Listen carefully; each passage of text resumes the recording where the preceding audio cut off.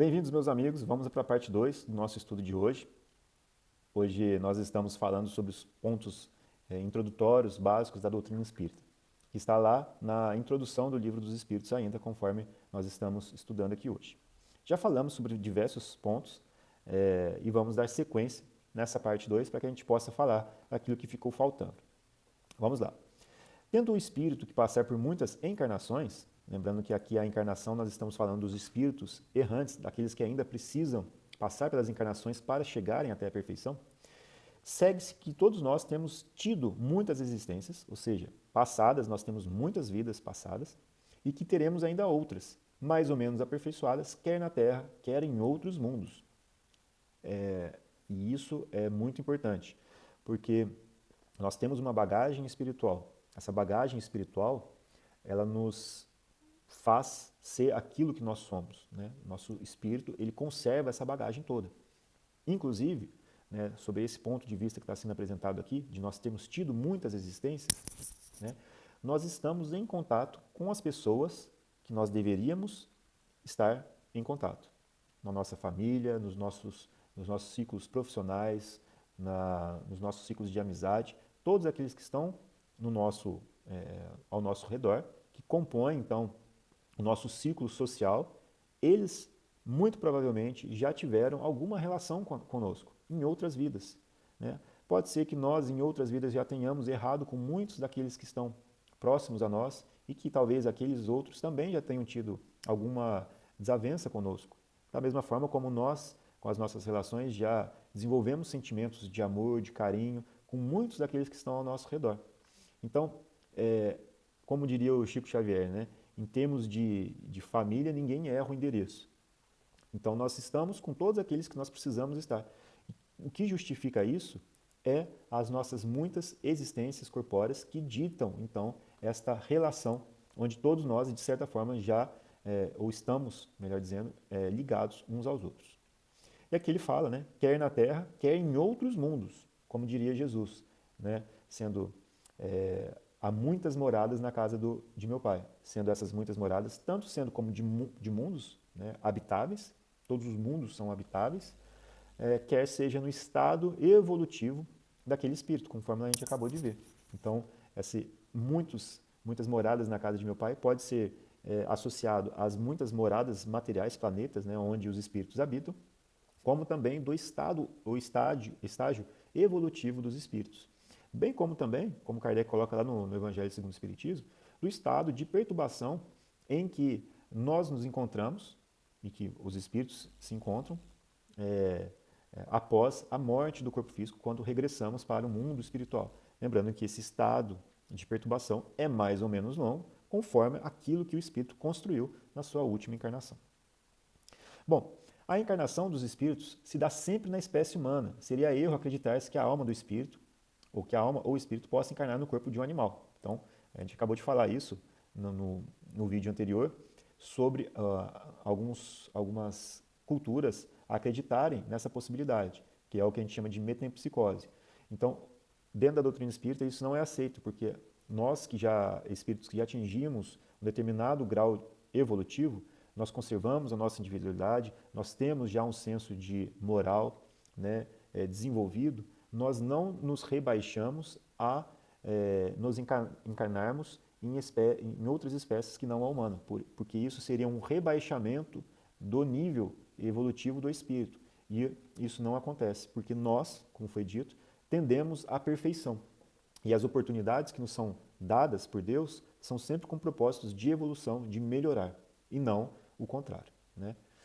Então, a misericórdia divina está sempre presente e as oportunidades que nós temos, mesmo que a gente não compreenda muitas das vezes, ela se dá sempre para que nós possamos nos melhorarmos, para que nós possamos nos aperfeiçoarmos, sempre com propósitos do bem, nunca com propósitos do mal. As diferentes existências corpóreas do espírito são sempre progressivas, conforme a gente acabou de falar, e nunca regressivas, mas a rapidez do seu progresso depende dos esforços que se faça para chegar à perfeição. Aqui entra um outro conceito, né? O livre-arbítrio, que é o poder de escolha de que cada um tem e que é sempre respeitado. Então, por mais que nós tenhamos né, os nossos anjos da guarda, os nossos guias, espíritos que nos guiam pela nossa vida para que nós sigamos pelo caminho correto, por aquilo que nós acordamos lá no plano espiritual de fazermos aqui em nosso próprio benefício de evolução, né? Eles sempre nos ajudam. Mas por que a gente cai no erro? Por que a gente se esquece daquele acordo que nós fizemos lá no plano espiritual e seguimos pelo erro? Por quê? Nós ainda somos espíritos muito imperfeitos, nós temos dentro de nós ainda muito orgulho, muito egoísmo, mas, como a gente já estudou, nós temos a possibilidade de melhorar. Mas, sendo ainda espíritos imperfeitos, e nós temos o nosso poder de escolha, ou seja, o nosso livre arbítrio, nós muitas das vezes vamos ter alguma escolha que vai nos levar por um caminho que vai nos afastar, ou melhor dizendo, que vai nos retardar o processo evolutivo. Ou seja, são algumas escolhas que nós fazemos de maneira errada, de acordo com o nosso grau evolutivo, de acordo com a nossa ignorância, mas que sempre vamos ter outras possibilidades para nos refazermos, sempre vamos ter possibilidades de melhorarmos, como disse Jesus, né? Nenhuma ovelha que foi confiada a mim será perdida. Então, confiemos sempre em Jesus, confiemos sempre em Deus, que nos dá as oportunidades necessárias sempre para o nosso aperfeiçoamento. Então, Jesus falou, Jesus ensinou, quantas vezes que eu tenho que perdoar o meu irmão? Até 7 vezes? Né? Perguntaram a Jesus. Ele falou assim, não apenas 7 vezes, mas até 70 vezes 7 vezes.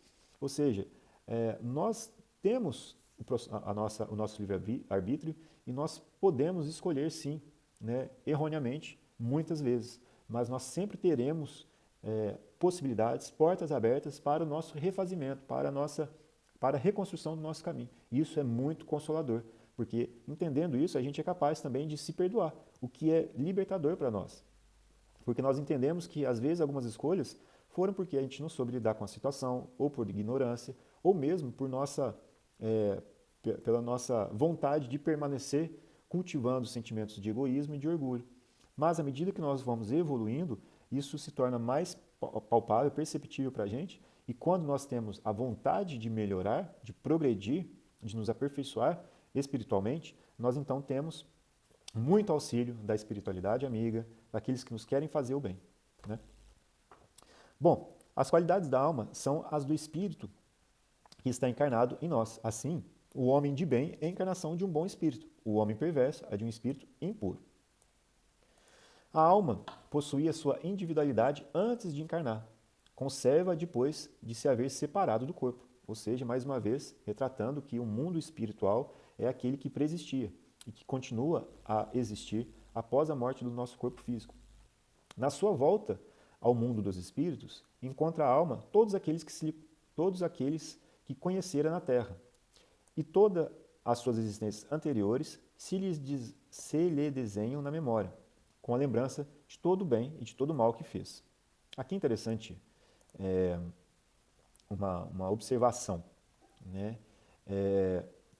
Quando a gente pega, por exemplo, o próprio Livro dos Espíritos, né, a gente vê que essa memória daquilo que nós vivemos, essa lembrança de nossas existências passadas, ela se dá de maneira muito progressiva, de acordo com o grau evolutivo de cada um. Isso também nas obras de André Luiz é retratado muito claramente, né? Aqui é interessante a gente falar, nós vamos relembrar das nossas vidas passadas à medida que nós tivemos capacidade espiritual para suportar tudo aquilo que nós fizemos no passado. Porque, por exemplo, hoje nós ainda não conseguimos, né? Hoje nós esquecemos, mesmo que nós vivemos ali no plano espiritual, né, antes de encarnarmos. Vamos supor que nós desencarnemos e nos encontremos hoje lá no plano espiritual. Eu tenho a capacidade, de acordo ainda, ou dependendo do meu estado de perturbação espiritual, eu posso ser capaz de relembrar da minha vida, agora última, mas lembrar de outras talvez me deixaria perturbado, mais ainda, ou agravaria o meu estado de perturbação.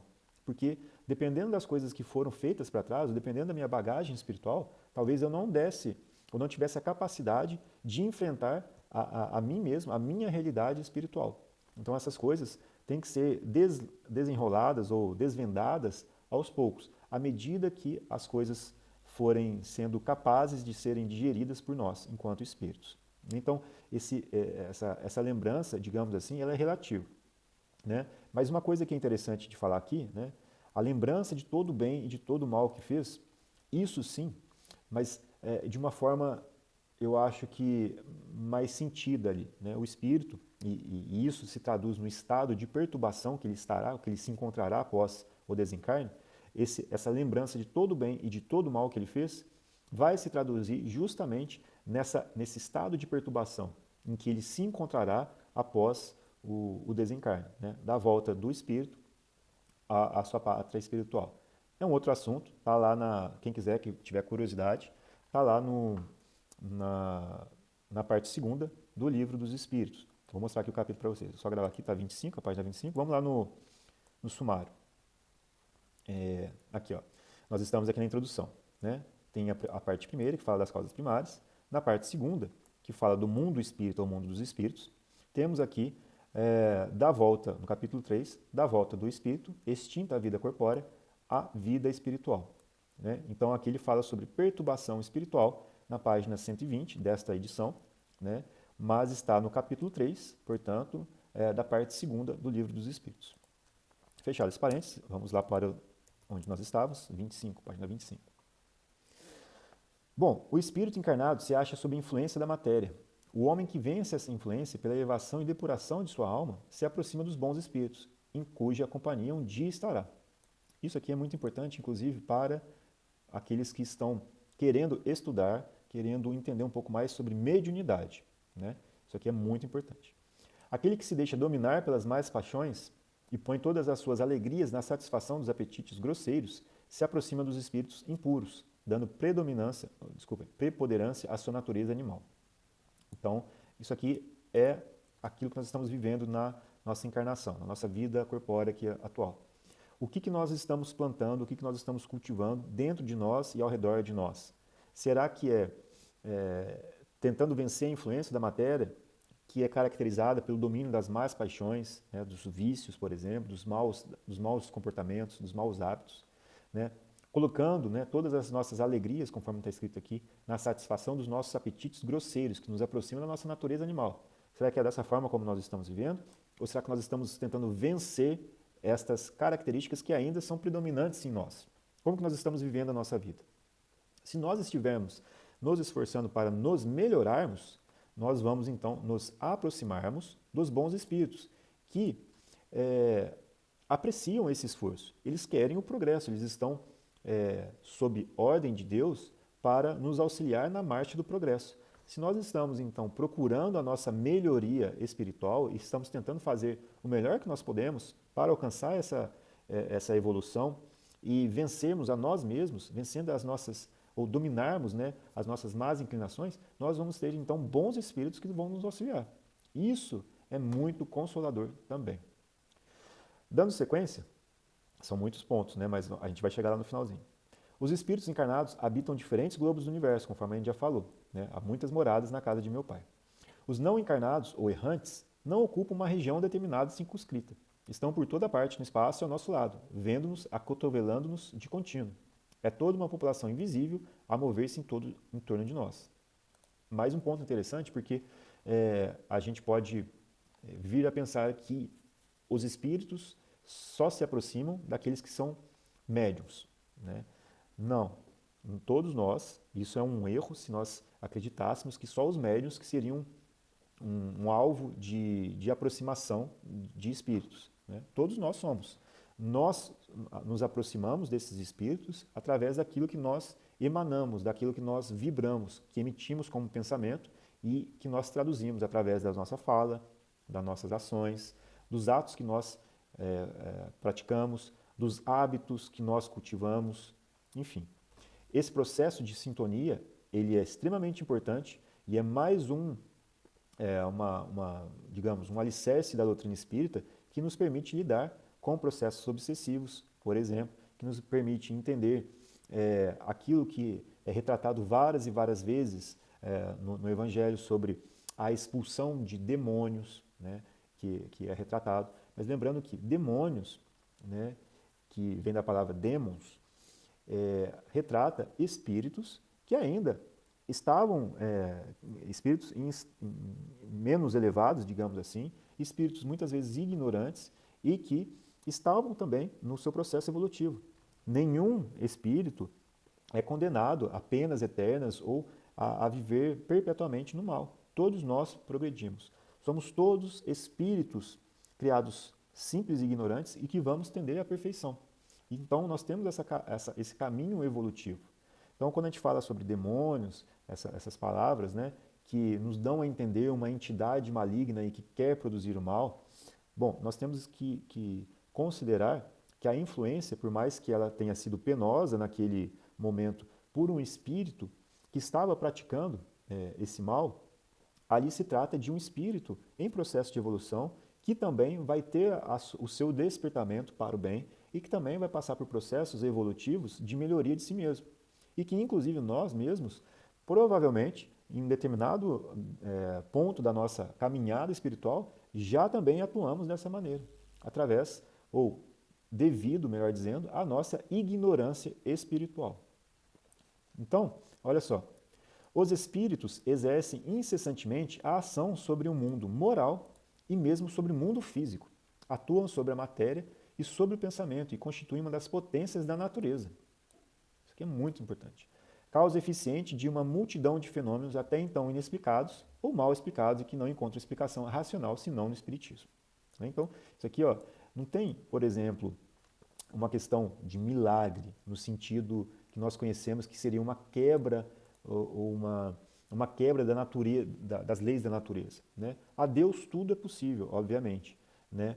Mas Deus é tão perfeito que as suas leis são imutáveis, porque se fossem imutáveis ele já não seria Deus. Né? Ele fez tudo em sua perfeição, que muitas das coisas que nós ainda desconhecemos e que quando nós temos um contato, nós acreditamos que seria um milagre, ou seja, uma quebra das leis naturais. Mas não. Devido à nossa ignorância, devido à nossa ainda limitação em termos de entendimento das leis da natureza, nós ainda acreditamos que muitas das coisas não seriam possíveis e são colocadas como milagres quando a gente não entende. Mas o Espiritismo nos ajuda a entender muitas das coisas que antes não seriam explicadas, ou que não foram explicadas, ou que foram mal explicadas, e considera, por exemplo, como muitas dessas causas, ações de espíritos. E nós vamos estudar isso lá no livro dos médiuns, por exemplo, na ação que espíritos podem fazer sobre fluido, né? Fluidos e espírito. Deixa eu só dar uma olhada aqui, quanto que nós temos. Acho que vamos mais rapidinho aqui. As relações dos espíritos com os homens são constantes. Os bons espíritos nos atraem para o bem, nos sustentam nas provas da vida e nos ajudam a suportá-las com coragem e resignação. Então, por isso que é bom se esforçar no bem, porque daí nós vamos atrair os bons espíritos e eles vão nos auxiliar nas provações da vida, nos vão ajudar a suportar as nossas provas com mais coragem e com mais resignação. Já para aqueles que são espíritos ignorantes, né, ou seja, aqui taxados como maus, eles nos impelem, ou seja, eles nos incentivam para o mal. É para eles um prazer ver a gente cair, sucumbir e nos assemelharmos a eles. Então aqui, as comunicações dos espíritos com os homens são ocultas ou ostensivas, é o que a gente estava falando, né? Que não necessariamente precisamos ser médiuns para atrair ou nos conectarmos a um espírito, porque essas comunicações, elas são ocultas ou ostensivas. Aqui da parte ostensiva nós estamos falando sobre aqueles que têm a capacidade de ser intermédio entre o espírito e os homens, que são os médiuns, né? As ocultas se verificam pela influência boa ou má que exercem sobre nós, a nossa revelia. Cabe ao nosso juízo discernir as boas das más inspirações. As comunicações ostensivas se dão por meio da escrita, da palavra ou de outras manifestações materiais, quase sempre pelos médiuns que lhes servem de instrumentos. Quase sempre, porque pode ser que nós, por algum momento, tenhamos alguma possibilidade de ser intermédios sem mesmo saber, né? Mas aí é um assunto para uma outra hora. Os espíritos se manifestam espontaneamente ou mediante evocação, né? A evocação, por exemplo, quando nós fazemos uma prece, e nós estamos emitindo os nossos pensamentos a Deus, a Jesus, ao nosso anjo da guarda, aos nossos guias espirituais, nós estamos emitindo pensamentos, nós estamos vibrando e nós também, através da oração, evocamos, porque nós pensamos neles, nos nossos familiares. Não que isso tenha que ser traduzido em uma vinda, né? Que eu acho que muitas pessoas podem pensar dessa forma, né? Evocando seria como resultado necessariamente a vinda daquele espírito até nós. Não, porque pode ser que aconteça, né? Mas nós podemos nos comunicar com outros espíritos através do pensamento, visto que nós estamos imersos no fluido universal, que é o meio de propagação do nosso pensamento. Bom, podem invocar-se todos os espíritos, os que animaram homens obscuros, como os de personagens mais ilustres, seja qual for a época em que tenham vivido, os de nossos parentes, amigos ou inimigos, e obter-se deles, por comunicações escritas ou verbais, conselhos e informações sobre a situação em que se encontram no além, sobre o que pensam a nosso respeito, assim como as revelações que seja permitido que nos façam. Então, aqui, essa parte pode ser que seja, entre aspas, menos importante, mas não é, porque nós vamos ver que nas obras do Kardec tem muita dessa questão de ele perguntar a um determinado espírito, de ele evocar um determinado espírito para obter informações de determinado respeito, e essas explicações são então obtidas através desses espíritos.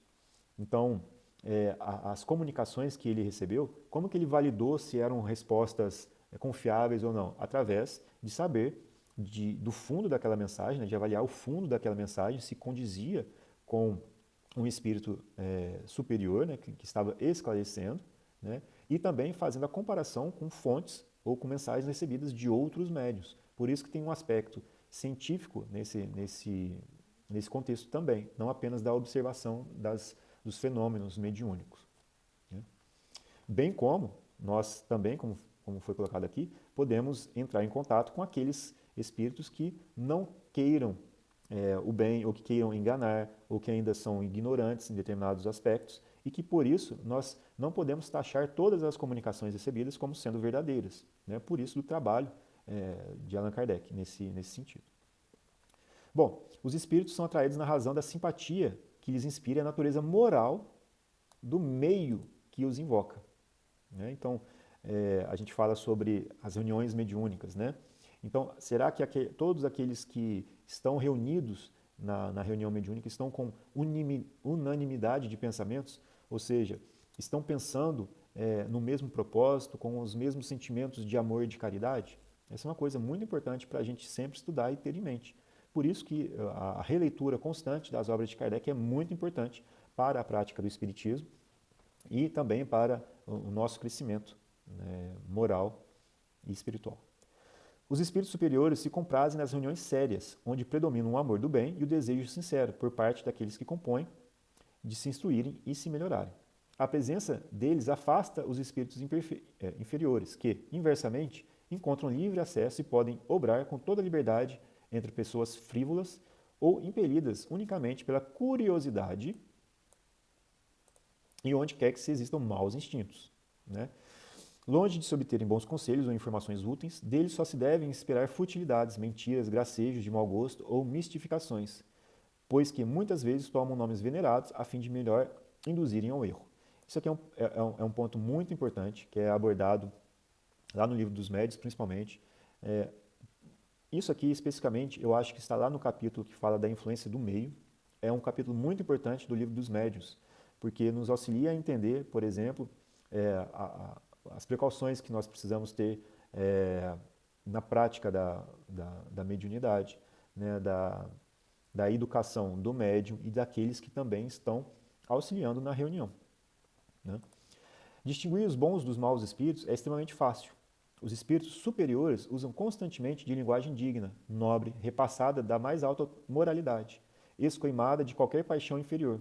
A mais pura sabedoria lhes transparecem dos conselhos, que objetivam sempre o nosso melhoramento e o bem da humanidade. A dos espíritos inferiores, ao contrário, é inconsequente, amiúde, trivial e até grosseira. Se por vezes dizem algumas coisas boas e verdadeiras, muito mais vezes dizem falsidades e absurdos, por malícia ou ignorância. Então, por exemplo, né, aqui na questão da ignorância, ele pode dizer uma determinada coisa que não tem cabimento, né? Ou que não está de acordo com uma moral evangélica, ou que não está de acordo com algum conhecimento científico, digamos assim. E por isso, acreditar que não existam espíritos por conta disso já é um outro aspecto, né? Porque se nós sabemos que os espíritos são as almas daqueles que viveram na Terra, então nós sabemos, basta nós olharmos ao nosso redor, que existem pessoas mais ou menos esclarecidas com relação a determinados assuntos, como também pessoas mais ou menos elevadas em questões morais. Então, a partir desse raciocínio, nós podemos entender também que é possível receber comunicações de diversas categorias em aspectos intelectuais, em aspectos morais, né? E que é possível, portanto, distinguir a fonte de onde essas informações promanam, dada a qualidade das informações que são passadas, dado o fundo da mensagem que é passada, né? Então, esses que agem por malícia ou ignorância, eles zombam da credulidade dos homens e se divertem à custa dos que os interrogam, lisonjeando-lhes a vaidade. Isso aqui é muito, muito importante, pessoal, né? Lisonjeando, vou até retirar isso aqui, né? Vou colocar isso aqui, ó. Lisonjeando-lhes a vaidade, alimentando-lhes o desejo com falazes esperanças.